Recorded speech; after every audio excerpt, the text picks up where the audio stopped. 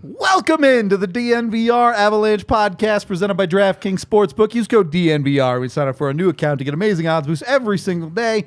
AJ, Rudo, Megan coming to you live as the Avs break the losing streak, defeat the Edmonton Oilers 3-2 in overtime. In a game where they genuinely, I mean, we'll talk about special teams, maybe not, but certainly at 5-on-5, played fantastic. Yeah. Just a great game from Colorado at 5-on-5. Yeah, it's a pretty unimpeachable performance from them at 5v5 tonight. So, I deserved excellent work all the way around. I wish we had winner shots because this is the kind of game where it's like, this is definitely a winner shot. Send off that losing streak to the pits of hell. Either way, the Avs take down the W. It doesn't even matter how. It just feels good to get the monkey of the losing streak off the back. No doubt about that side of it. AJ, you're taking the 60-second. Yeah. So. Wow, he's even ready for that. Look at Yaya tonight. Dude, I am on one right now. I see. 3, 2, 1. Well, so it was kind of a slow start for the Avs. They get out slowly in the first couple of minutes. I think they get outshot 4-0. And then completely take over from there. A couple of soft penalty calls really made life complicated. And one of those resulted in Zach Hyman scoring on the right in front of the net. Honestly, a nice play from McDavid to get that puck through. Logan O'Connor just loses this guy on the back door, and Zach Hyman scores, and wow, I can't believe that didn't go in. Insane. Makes it 1-0. Zach Hyman, power play goal in the second period as well. Makes it 2-0 after a ridiculously good bounce and then a failed goaltender interference challenge. Third period, Avs erase a 2-0 lead.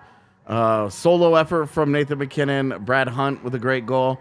And then a couple of bounces go Colorado's way, fucking finally, in overtime.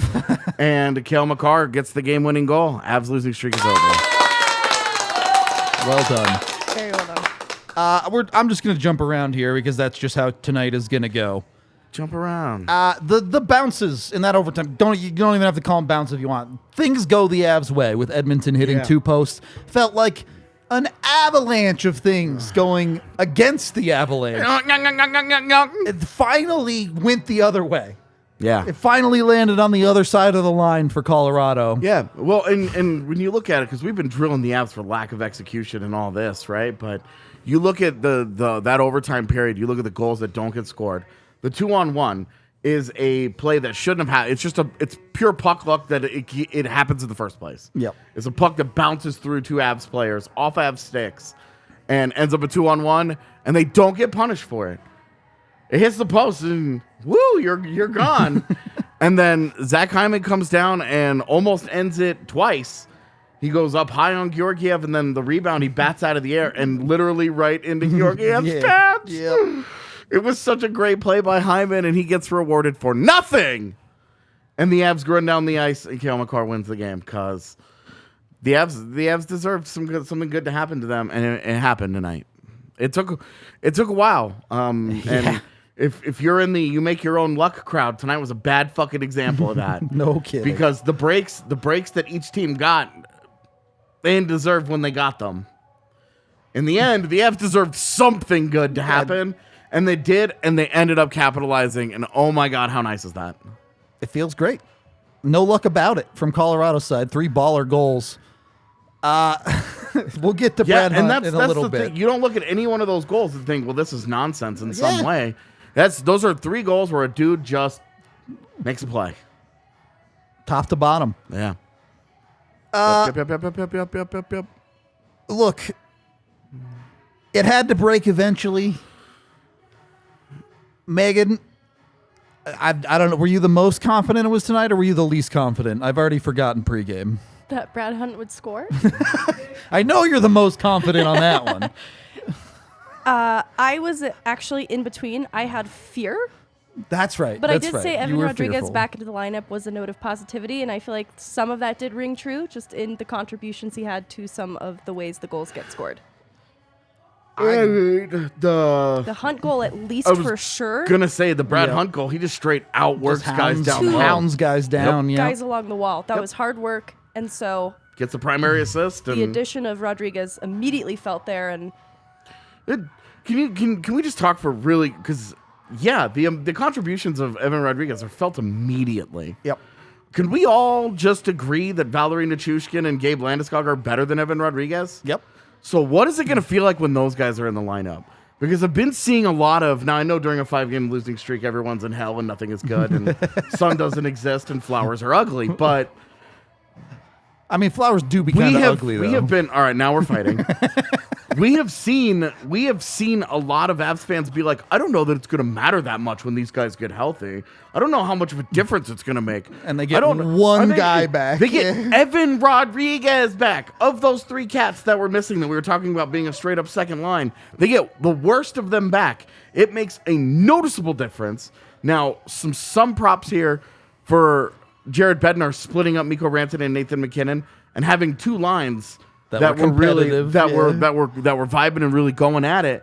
Great call by him. It worked out nicely, but you see the impact of Evan Rodrigues, and I just can't help but also think, man, when you get Gabe Landeskog and Val Nichushkin back at 100%, and those guys are in your lineup, I don't know how much better the Avs could play tonight, but I feel like the finishing would be better for sure.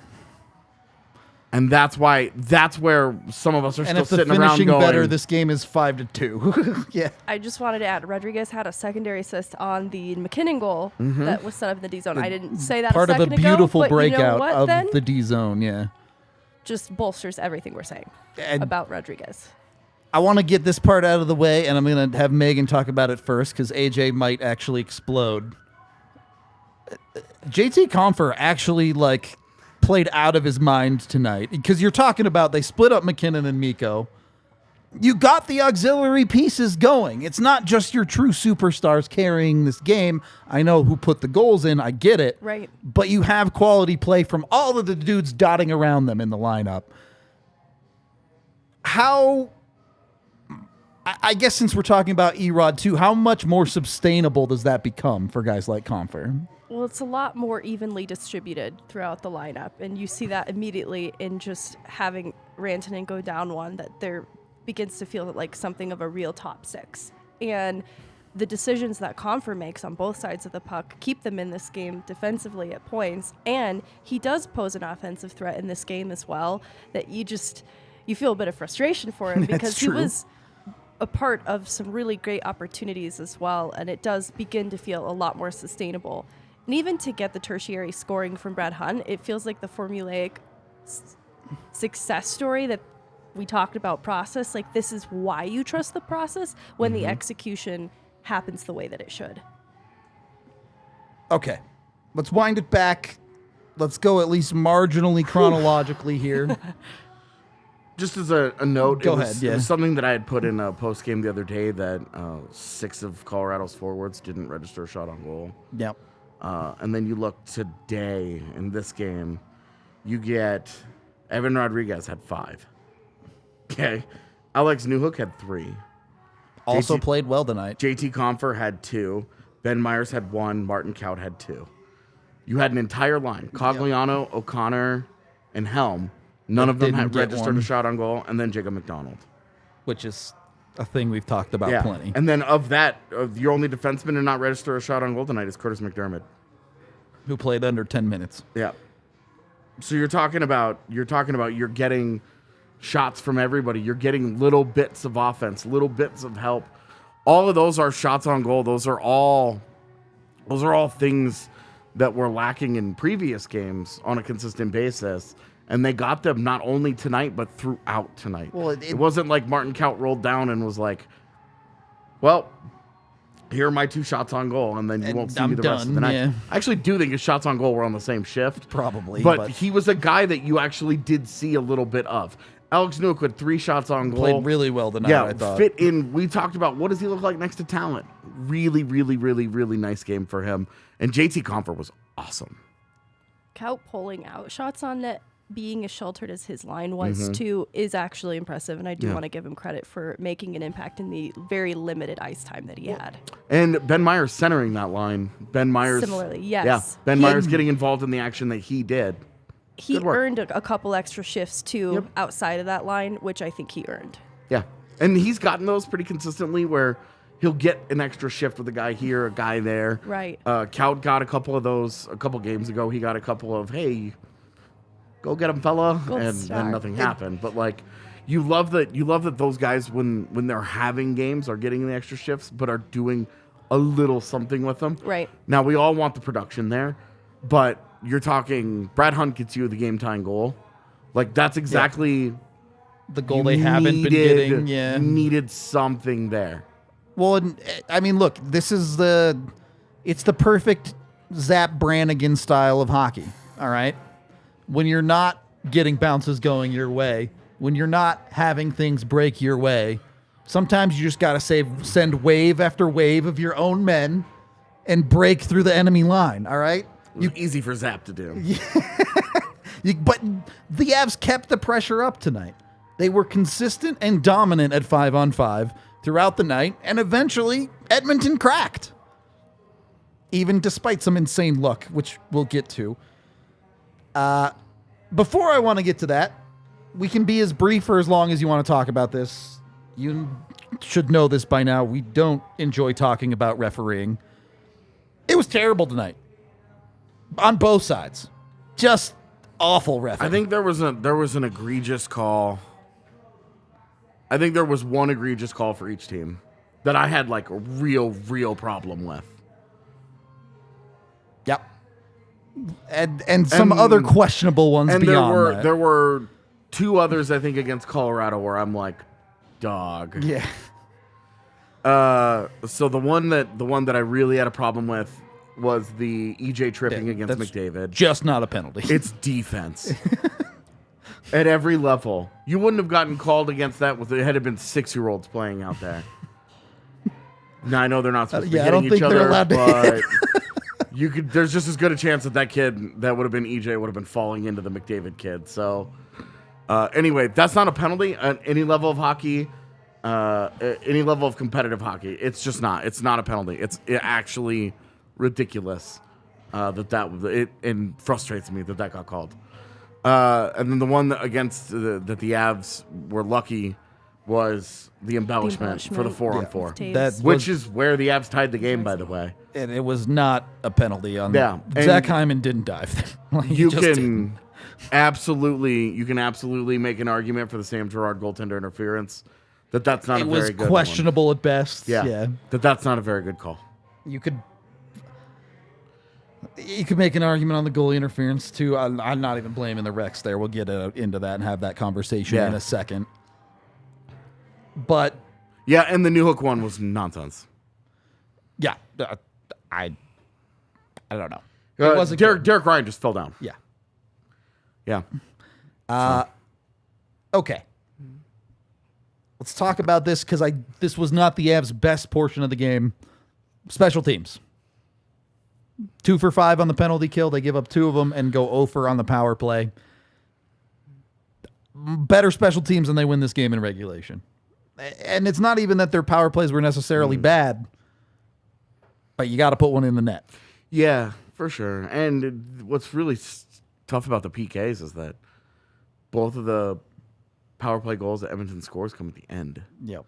Like they do a good job working their way through PKs, and all world players just make in the first goal. Certainly all the world first play goal, by yeah. McDavid, and then the second goal you just get some schoolyard bullshit that goes against you. It's Because that was the second there when they scored their second power play goal to make it 2-0. That PK was really good, and nothing that was under their control led to the goal. Tyson Barrie gets a primary assist on a shot that he missed by 6 feet. A shot that was closer to going into the netting than it was to score. That was an Eric Jelena shot. Yeah, Like, it wasn't remotely close, and for it to bounce the way that it did and then land right on a Oilers stick, and he slaps at the puck, and it as Georgiev is moving, it goes into a softball-sized hole between his pads and then trickles in, and you're just like, I'm still just Flabbergasted. it's remarkable. Like, hockey is a remarkable sport in that way. You have the most skilled players in the world, and one of the goals that gets scored tonight is just nonsense, beginning to end. Megan, I'm curious your thoughts on the other side of this with the power play, because there were good power plays tonight. The Avs hit at least one post on the power play. I can't remember if the second one was on the power play or at 5-on-5. They had good ones. They also had terrible ones. How do they find a little bit more consistency on that side of special teams? It's really hard because the issue of finishing has been an issue outside of the power play that creeps into their ability to find success on it presently.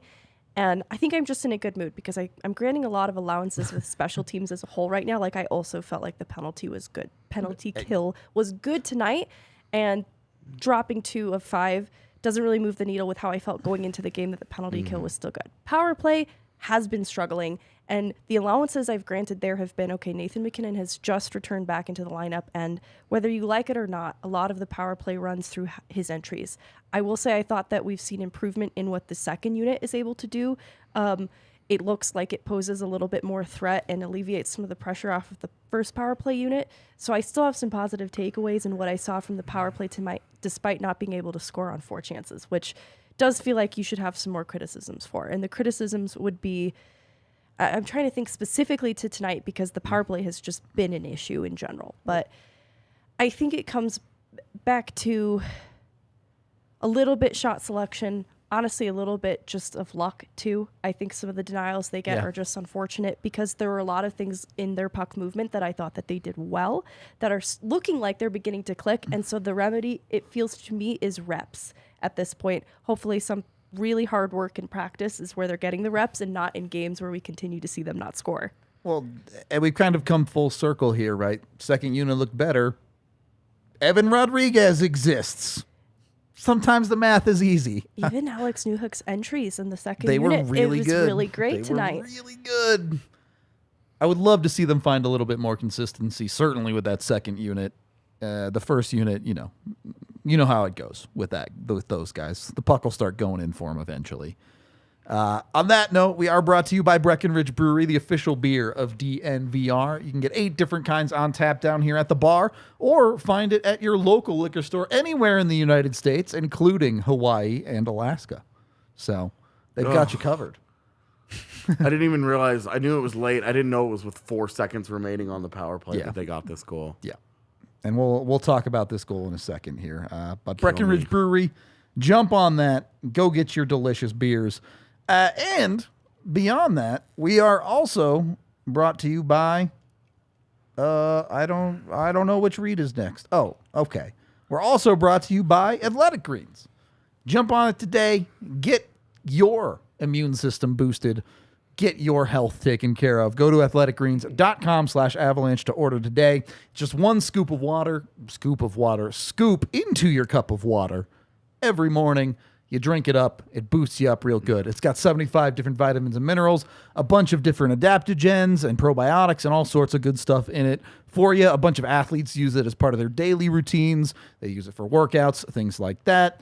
I know Jesse uses it as part of his routine daily. It helps him a lot.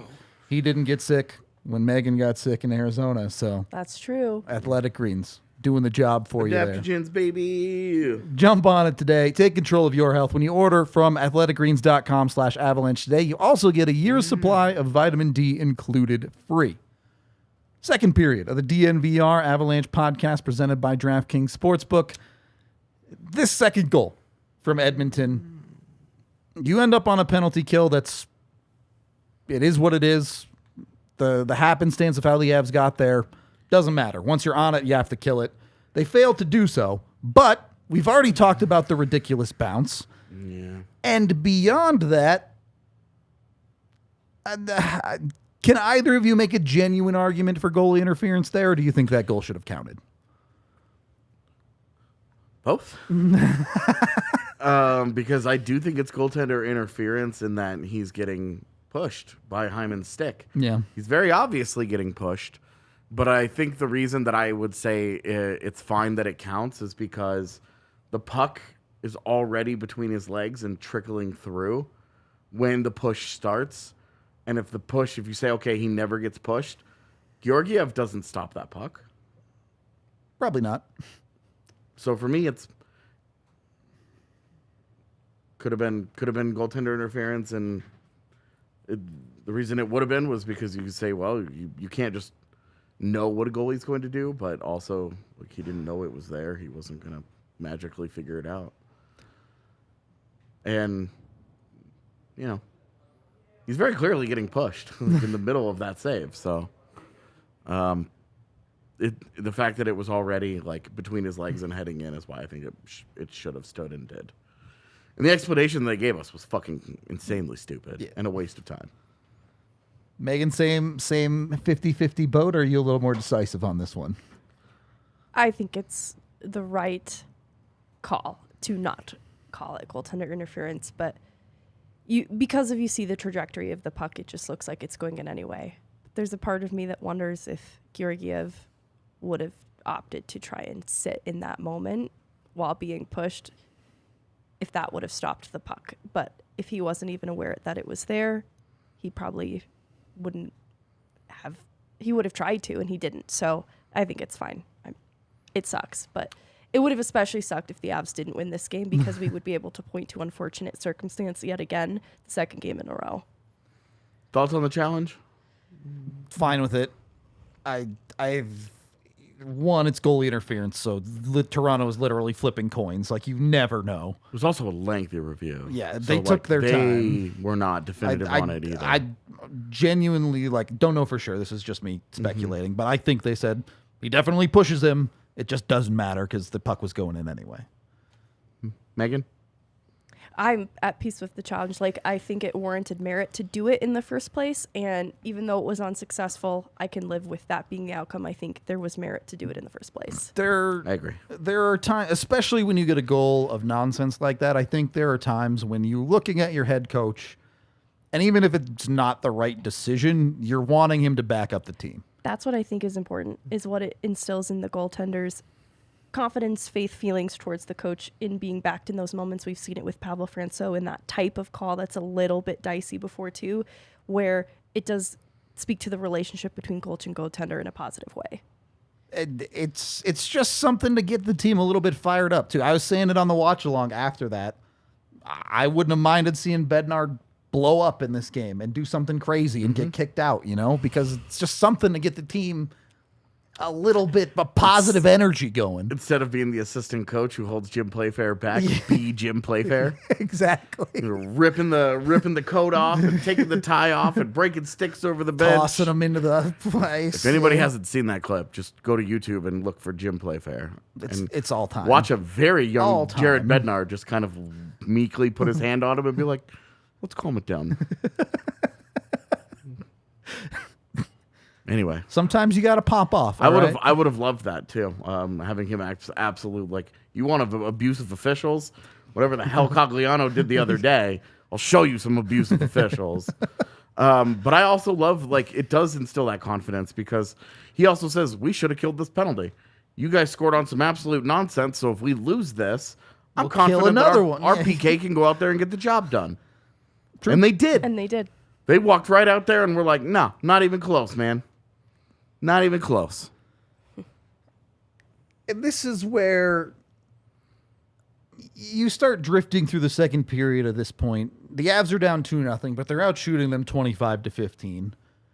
They've completely manhandled them on not special teams. Yep. The Avs were just playing too well for this game to remain in the state that it was. Yeah. Took until the third period, but they did eventually get there. What was the spark in this game? Was it the challenge? Was it the penalty kill? Or was it just Nathan MacKinnon popping the fuck off? Well, because remember, they start the third period with a totally brutal power play. Yep. They ice the puck. Awful. They don't get an set awful up. power play. Like, and for the record, pretty normal power plays that overlap or start at the beginning of periods have much lower success rates because players aren't going. Yep. They aren't, they're not into the flow of the game. There's no puck touches. There's no rhythm. There's none of that stuff. They're coming out cold and starting on a power play, and it's a very unnatural thing. So success rates on those are much lower than normal power play rates. But from there, I mean, you just have Nathan MacKinnon just being spectacular. It's a totally fine play by everybody involved in the defensive zone to get that puck up and out of the zone. But the rest is Nathan MacKinnon. I mean, he gets through the neutral zone in a way that only Nathan MacKinnon can. And then Cody Ceci just straight shits his pants. Yeah. And Darnell Nurse is trying to come over and cover for him. And McKinnon's like, I love dance partners. And just dances right on around him and goes top shelf on Stuart Skinner. Like Stuart Skinner hadn't read the book on how Nathan MacKinnon scores goals. That's his move, dude. That's what he does. I mean, look, shout out Cody Ceci for making sure the Edmonton Oilers weren't supply blocked, because that dude was a straight up pylon. Like, no kidding. Just not even remotely close. That was like an instant pylon too. I mean, there was no build time on that. Boom, there it is. Megan has no idea what I'm talking about. Traffic cone. He called in a Not exactly. He called in a stalker, and it was Darnell Nurse who followed him right to the back of the net. Bam! We made this work. We're playing StarCraft now. Forget right. hockey. We've moved on. That's right. Okay. So you have the Nathan MacKinnon goal. Let me ask you it this way, Megan. Were you a believer in this third period? Did the Avs make you a believer, or was it all just fear? I'm always afraid. But they made me a believer because the process in the first and second was great. It was fine, I should say. Great might have been a bit much there, but it was fine. It was pretty great at 5-on-5. 5-on-5 was excellent. And honestly, too, you look at the way calls get made, it really was disruptive to the flow of the game, but the Avs still managed around it.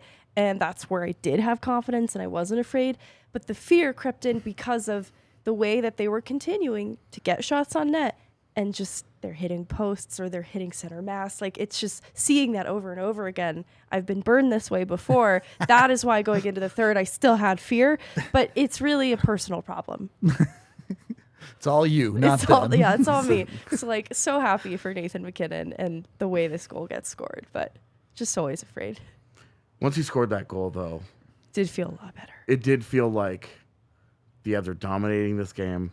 Their superstar just had a fuck you moment. Yep. Like, Let's effing go time. It did very much feel like, here come the boys. Yeah. Can we put a poll up in chat? What does Brad Hunt end up with more of at this season? Broken girlfriends teeth or goals? Damn. Can the third option be girlfriends? No. Why? He probably already has a girlfriend. He's married. I said girlfriend, not wives, Megan, by the way. Whoa. There's a difference. I'm not going there. Just because there's a goalie doesn't mean you can't still I hate score. that. I'm gonna throw. I knew she was gonna hate that. That's perfect.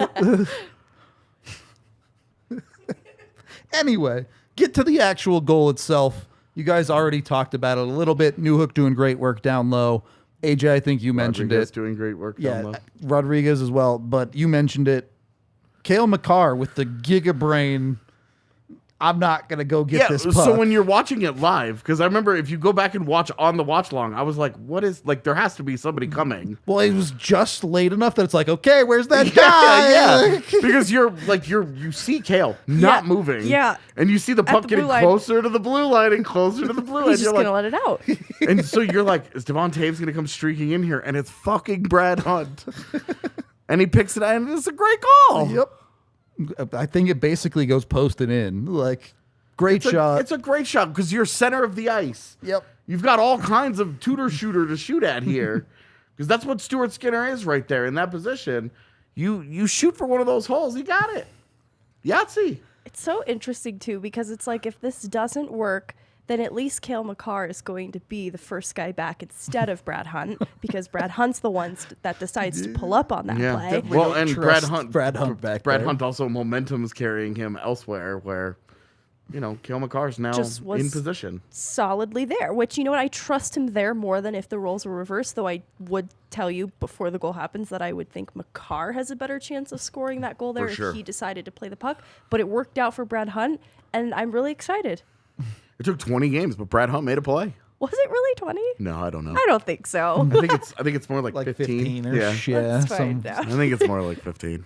Justice for Brad. We need exact numbers here. It'll be 18, and we're all going to be shocked. I think it's 14. Okay. So pretty close to 15.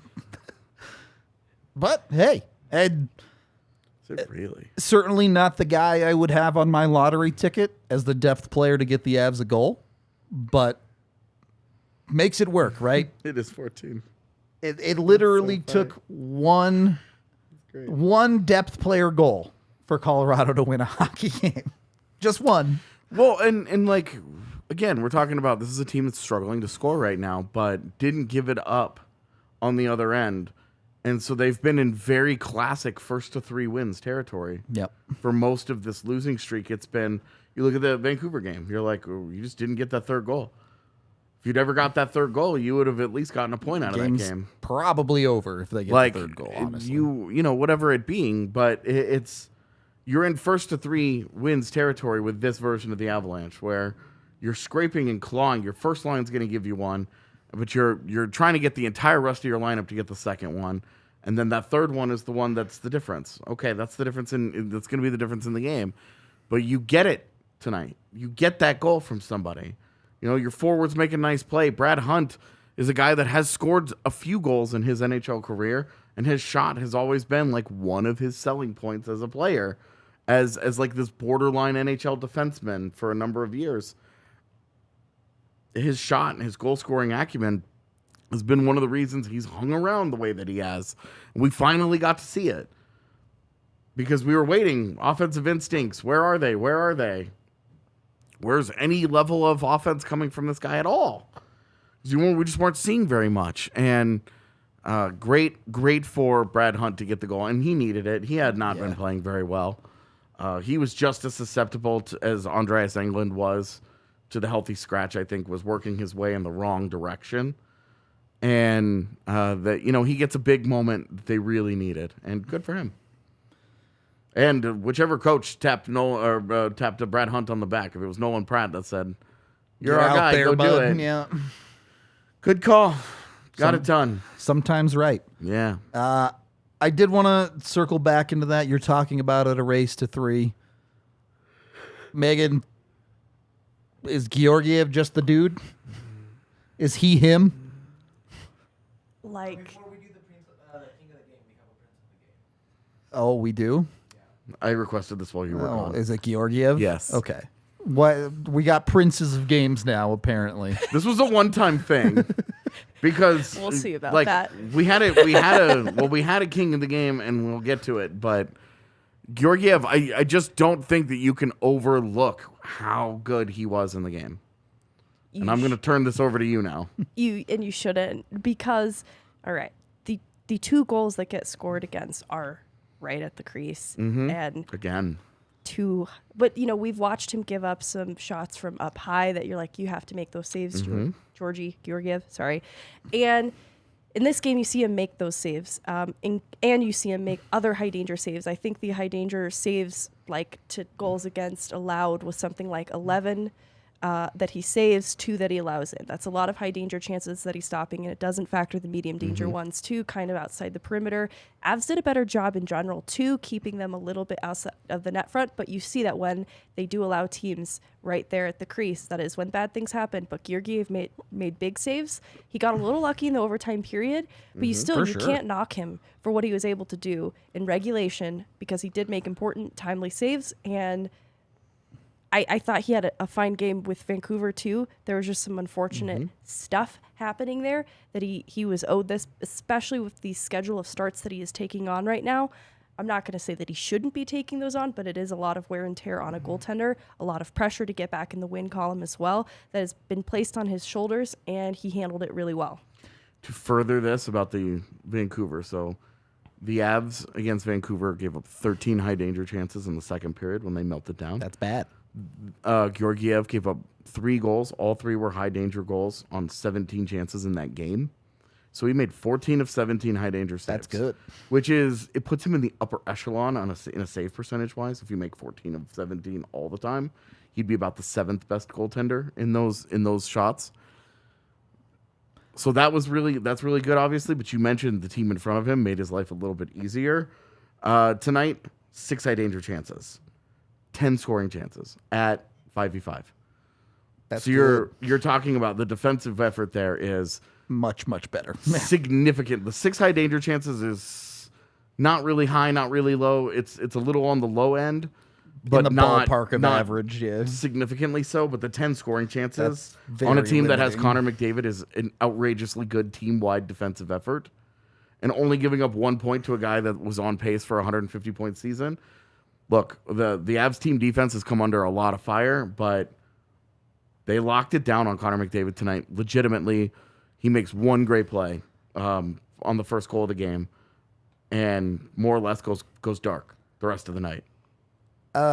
Real quick, shout out Mrs. Rudo, not the biggest hockey person in the world. Text me, guess that 2-goal lead really is dangerous, huh? Nice.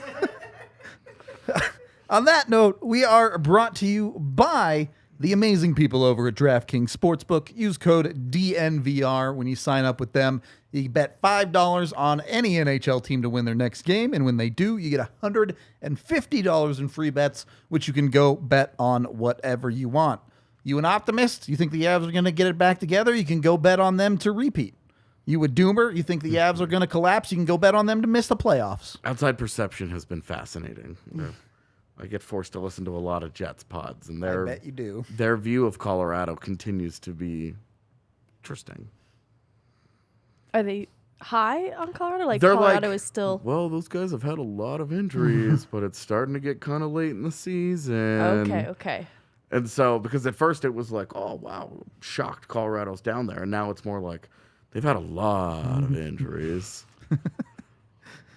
Whatever So you want. It's just interesting to hear. You can bet on the Jets if that's your thing. Either way, head on over to DraftKings Dude, right now, I'm betting on Josh Morrissey.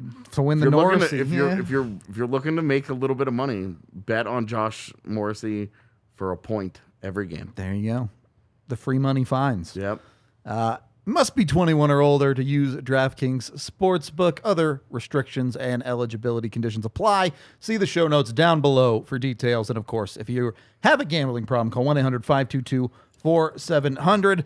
And if you're going to watch games like this one, they're probably not good for your heart health. So be sure to get Denver Health Medical. Open enrollment is right now through January 15th. Time is running out, but you can still get enrolled into the health care that you need. They have a bunch of different individual health plans, which you can get on with Denver Health Medical, as well as family plans, too. Their Elevate Exchange plans have options for pretty much anything you can find for cost-effective and quality health insurance.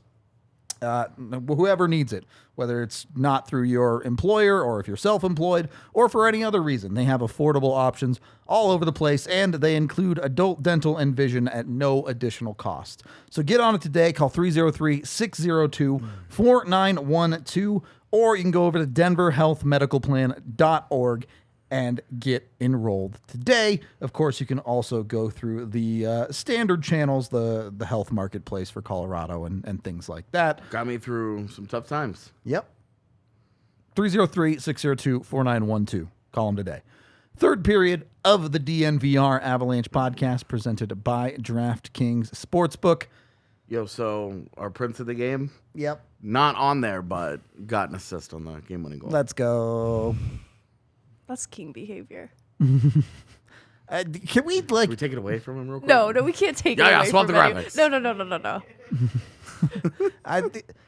I mean, I just love that. That's king behavior. Okay. does K all over. Yeah, that's right. King of the game. does he even know he got that assist? Because, No. I mean, that Hyman just hit him with that puck. And again, as we get into this overtime, most nights, Edmonton's going to win this thing. They rip it off of 2 posts. Yeah. They have the better scoring chances of the two teams, absolutely by far. And then, yeah, look, this is that overtime was the exact opposite of the last 2 weeks of Avs hockey. Yep. Where everything that was going against the Avs, and the lack of just that little extra level of execution from the team, that had been Colorado. They had been in Edmonton's shoes, creating all kinds of chances and then not scoring by obscene means, which we saw in this game. You guys remember Nathan McKinnon in the first period should have had a goal? Yep. Not far into the game. That Dinks just off the post and goes in it again, goes but not across in the net. crease Yeah. and manages to hit nothing, and it was all good. Yeah. So watching all of it go immediately and flip the other way. We were just like, look, there's no. I'm not a believer in like hockey gods and like there's a cosmic scale that balances, right? Like that's not how this shit works. But also, like, you couldn't just continue to see. It's like losing 6 coin flips in a row. The statistical odds are things Right. will balance out eventually. Exactly. Like eventually the things that you don't control will at least reach some fucking balance here. And it didn't, and it just felt like the Avs just got deeper and deeper and deeper. And now you're 9 coin flips in a row that have gone wrong. And You're starting to think, is this coin rigged? yeah, Like- where you start checking and you're like, is it a double-sided coin? Does tails just not exist? What's going on here? And to watch all of it flip, you're just like, that's what's up. Like, and the difference, Cale Makar has a great shot to beat Stuart Skinner, but it never should have gotten to that point. The Avs got lucky there.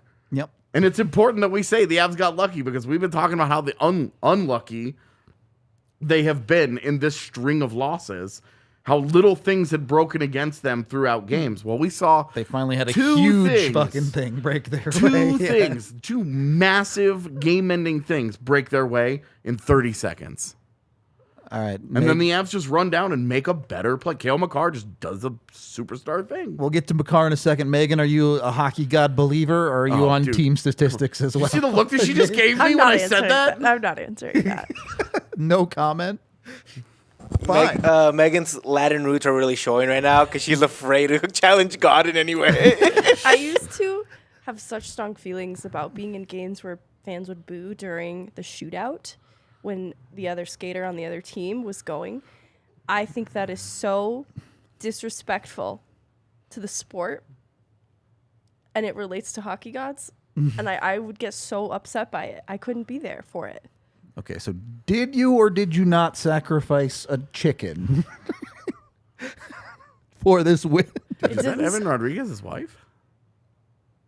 I didn't know. I didn't know he was. I mean, I assumed because he had kids, but I didn't I actually know. don't know if that's her. I I'm just- just assuming. Yeah, I also am. I kind of hope it's just some random woman now. Just Like- hanging out on the couch. No, that's like his hired nanny. No. Anyway. Back. Anyway, I'd never seen her before. I mean, obviously, this is not a thing I keep up on. I'm just, wow. Okay, so what did the Avs do to get right with the hockey gods? Just play better? Is it that simple? Yeah, because it's not like you saw them do something new systems-wise. Like, true. Funny, where'd that come from?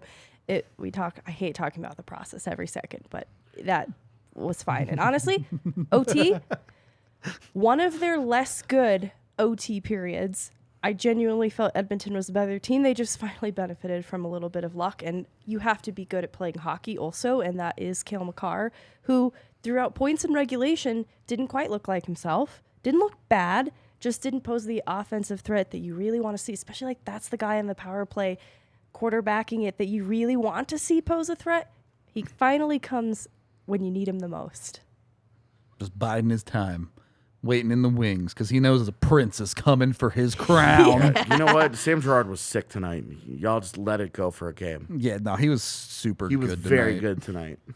I don't know. I I have don't any doubt. Just wait until I stay up till 7 a.m. breaking down do it a Sam whole Girard shift video. by shift of this dude. He sets the tone early, too. That Yep. could have been a very different first period Made if a not for strong very defensive nice play play. from Girard from out of the gate. Oh, and that play he makes on McDavid Yep. with the stick, where With he's the just just- like, Nope. Exactly. yeah, McDavid's challenging him one-on-one, and anytime in the last 2 weeks you see Sam Girard, and you're like, oh boy, and Sam Girard was like, nah, dog. Great stick play, and it was seconds into the game beginning Mm-hmm. that could really have ended differently. Yep. And it did not. The Avs get the win off of king of the game, Cale Makar. Like overtime winner, insane, awesome, ridiculous play. Dude also played 33 minutes tonight. How does he still have legs? Well, it's not like legs are notorious for falling off. Is this a Greg Jennings moment? Well, no, because his leg is operational. It's not broken. That you know of. Don't say that. Why are you putting that into the universe? Yeah. Because the hockey gods aren't real. Thank you. Megan's going to blame us for a lot if Look, we things just- go south from We here. just had a tarot reader in here yesterday. I was supposed to be there true. for that. Yeah, you were. What was... I have not been doing great since being sick. I say. I get very weird spells of dizziness. Yo, That me sucks. too. That really does suck. It's but been happening a validating. lot in the last It's week. validating, but also sucks. Yeah. I should get tested. See if I have COVID. Well, tonight, Cale Makar's game winner can make me dizzy. It's fine. We'll make the whole city of Edmonton go, whoa! Because they thought they'd won it. I mean, look, we're DNVR after dark. You score a goal like that, the pants come off. That's just how it works. All right? It's that easy. I talked about this earlier. Truly believe Mikko Rantanen should have been the Avs All-Star pick, Dude, but Cale Makar was hit like, that shit. nah. And by the way, yeah, go vote in Mikko Rantanen because he should still be an All-Star. He should be an all-star. Easily. Absolutely. You get 10 ballots a day, and you can resubmit the same ballot 10 times very easily. You just click it. So I no excuses. You get those 10 ballots in right now. By the way, this is how real voting works. You just send in 10 ballots. Yeah, 10 ballots at a time, baby. we Whole would- boxes. We would have had a Speaker of the House a lot quicker if you could send in 10 ballots at a time, but I'm just saying, that was fascinating to watch. it was something. Come home 3 days into it, and you're like, the 13th one has failed. And you're like, how long is this going to go on, man? This is crazy. 5 days in a row, and you're still like, Yeah. Well, and then like old white dudes trying to fight each other. And I was like, that was fascinating. are you surprised? Yes. Some of them weren't I that was, old. but it was fascinating. Anyway, Cale Makar's insane. He's dope. Never forget it. The second you start sleeping on him, he will eat you for breakfast. Why breakfast? Why not lunch? Lunch, dinner, doesn't matter. Cale eats breakfast at all hours he of the eats day. you for breakfast, Yeah. and then he starts like chilling around your house. Yeah. And that's when he eats your lunch. Yeah, he eats my lunch. Yeah, specifically And then the he one drives labeled to Rudo. your house and eats you for dinner. Oh, damn, that's cold. Megan All right. can be dessert later. It's fun. All right. So Cale Makar's This got eaten really three dark. human Was winning a beings. mistake? Actual cannibal Cale Makar. We got some super chats to get to as we're rolling towards midnight at a rapid Take pace. it back. $5 from LaPointster, who says, "This game saved my soul. I miss watching Landeskog play so much. I can't wait for him to be back. Love all your work." Thank I you have very a much. quick point about this since it just popped up. Jets fans went nuts when Nikolai Ehlers made his return last night. And his first shift of the game, they went bonkers cheering Gotta for have him. that pop off for Landy. Well, and then yeah. they asked him after the first period. First of all, they asked him, they were like, "How did you feel?" And he was like, "Horrible." He was like, "I'm sure it looked even worse. I feel terrible. Everything is bad." It was very funny. But then they asked him, they were like, "Did you notice the crowd on your first shift?" And he was like, "Yeah, it means a lot." And I would just like to say, the Avs have not seen Gabe Landeskog in a game since the Stanley Cup was won, since he was skating that thing around the ice. Yeah. I think Avs fans should give that guy Standing massive, O. Yeah. massive, a true standing ovations for his entire first shift. And I wish we had the kind of pull that we could just like start the movement. Yeah. Just full send. Yeah, a standing O for 92 in his first shift, but I don't think enough people watch the show. 92 seconds for 92. But I'm saying right now, that. we should start trying to push out for whenever Landy does come back, that the fans who are at his first home game, because it may not be a home game, could be a road game, but his first home game, for sure. it has to go. The crowd has to Also, go crazy for that guy. 92 seconds is way too long. Oh my God. If you've ever been to like an Eagles Minute of Madness, Oh yeah, you get to 45 seconds and you're like, yeah. oh God. That's what I'm saying. Do it for his first shift. Maybe like 92 continuous seconds. Like he could go off, but they'll still be cheering, Sure. and it's on behalf of him, even if he's still not on the ice. Let's just do the first shift, even if it's 11 seconds. Because he's going to get onto the ice and then he's going to score, and they're going to be like, come back. And he's going to be like, I'm the man. And then the crowd is going to just go nuts. And They should just keep standing. 92 all through the goal announcement. Yes. continuous seconds. Okay, thank you for the 5, LePointster. Kevin with the $2 says, that's why you score 3. Cale and Nate are gods. Stealing your stick, dude. I know. It's popular out here. I mean, that's true. Like, I might not believe in the hockey gods, but Cale might be a god. I don't know. I wrote in my thing the other day, he's still an alien. Everybody else is human. They make mistakes, but Cale Makar, when he makes mistakes, he's setting them up for later. It's always an alien thing. That's just Wild. alien. $2 from Sasha, who says, Edmonton's kryptonite. Let's go. True enough. I mean, Edmonton has struggled against this team for sure. Ridiculous $50 from Paper Dolls, who says, I don't know if the last one sent, but just wanted to brag about how I got to brag about a patented Mac moment. A bar? At a bar, I'm assuming that means. I've been drinking. waiting. Okay, yeah, clearly. Waiting for that moment since he came back. Let's fucking go, baby. Let's fucking go, DNVR. All love to Kay. Kay's She's the great. Yeah, she's awesome. She really, really likes to fight about Nick Suzuki online, though. I love it. You say things like Nick Sapuki. It's very great. What about his brother, though? Who? I like Nick better, too, to be honest, even though Ryan Suzuki's dope. But Sure. no, not a believer. Not anymore. Vaguely sober with his usual DNVR sweaty boys. Dr. Dubs has been activated from IR. Thank you very much. And $2 from Degro, who says, in chat, I said, I believe, love you all. You had the right idea. Believers out here. Which Av is Justin Bieber? It would have been Justin Barron. Not anymore. I think Bo has a Justin Bieber vibe. I'll take your word for it. I have no idea. Young Justin Bieber is definitely Cale Makar. No way. Yes, yes. No He gives off that vibe dude. so I like much. Bo. I think Yes. that's a really good answer. I'm with it. Belieber Bo. Bo Barham is exactly the type of dude to write a song called "Love Yourself." That is both an absolute banger, but tells a former partner to kind of eat it. No, we all know Bo would sing Dolly Parton's 925. I Well would played. love that. Well played. I'm good. Any final thoughts from you two on this one? Did we do a proper King of the Game? Yeah.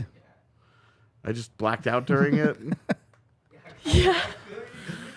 Cool. Remember when he started talking about Cale eating each of us Yeah, for different true. meals? You were in Cale's stomach for King of the Game. Oh yeah, that's where I was. I got eaten. All right. Good? Yeah, I guess I'm solid. Good?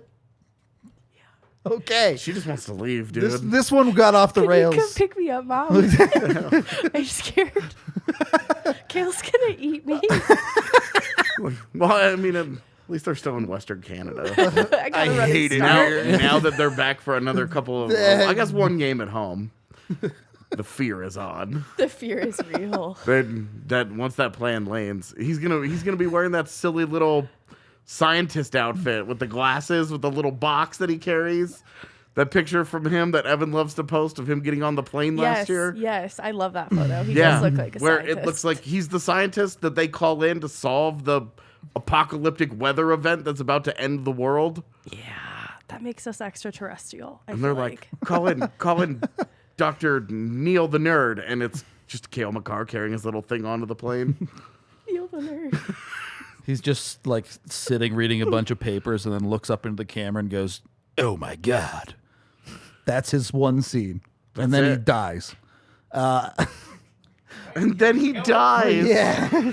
Yeah. So we've now murdered Cale Makar You took his after he legs. ate all of us. Can we murder it before we get No, eaten? we gotta stop saying that.